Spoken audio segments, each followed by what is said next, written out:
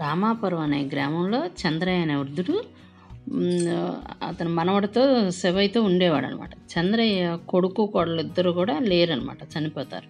శివయ్య బాధ్యత అంతా చంద్రమ్మ మీదే పడింది. తాత మనవాళ్ళకు ఒకరిపై ఒకరికి చాలా ప్రేమ అభిమానం ఉండేదట.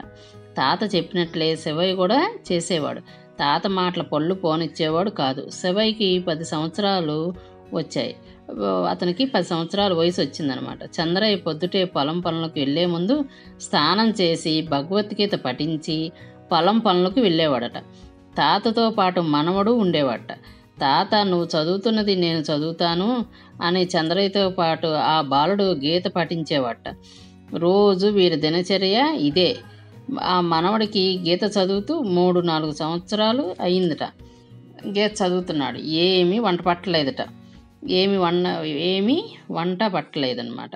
అంటే అతనికి ఏమీ రాలేదన్నమాట. ఒకరోజు తాతతో తాను నేను భగవద్గీత చదువుతున్నానే కానీ వెంటనే మర్చిపోతున్నాను, ఏమీ అర్థం కావట్లేదు, నేను ఇక చదవను అంటాడు. వాళ్ళ తాతతో చెబుతాడనమాట.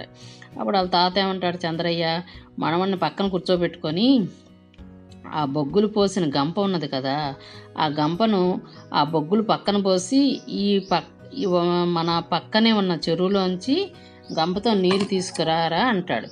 గంపతో నీళ్ళు ఎలా తెస్తాను, అందులో నీళ్ళు ఎలా ఉంటుంది అంటాడు. మనవడు శివయ్య అట్లా అడుగుతాడు వాళ్ళ తాతని.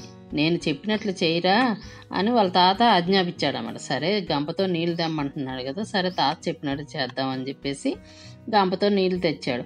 ఒక్క బొట్టు కూడా నీరు గంపలో లేదు. మరి ఉండవు కదా గంపలో, మరి అంతా చిల్లులు ఉంటాయి గంపకి, ఎలా ఉంటాయి, నీళ్ళు ఉండవుగా. అలా మనవడి చేత 6 సార్లు నీళ్ళు తెప్పించాడు. 6 సార్లు తెప్పించాడు నీళ్ళు. తెప్పించినా కూడా నీరు మాత్రం రాలేదట. మనవడు ఏం చేశాడు, వాడికి ఇసుగు వచ్చేసింది. ఏంటి తాత ఇట్లా నీళ్ళు తెమ్మనమంటున్నాడు, ఈ నీళ్ళు ఏం ఉండలేదు కదా ఇంకా అని, నేను ఇక తేను అని వాళ్ళ తాతతో చెబుతాడు. అప్పుడు చంద్రయ్య శివయ్యను ఖాళీ గంప చూపించమంటాడట. గంప ఏమన్నా నీటితో శుభ్రపడి స్వచ్ఛంగా ఉంటుంది. ఆ గంపను చూపించి ఆ గంప ఎంత స్వచ్ఛంగా ఉందో భగవద్గీత కూడా నువ్వు చదివితే అంతే స్వచ్ఛంగా ఉంటుంది.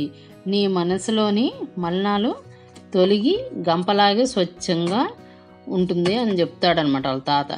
కావున నీవు అర్థం అయినా అవ్వకపోయినా భగవద్గీతను చదువు బాబు అని మనవడికి బోధ చేస్తాడు చంద్రయ్య. అంటే ఏంటి అర్థం, మనకి వచ్చే వరకు అది వచ్చినా రాపోయినా మనం సాధన చేస్తూ ఉంటే అది ఎప్పుడో అప్పటికి వస్తుంది అని చెప్తాడనమాట వాళ్ళ తాత. ఇది గీత పఠనం అన్నమాట.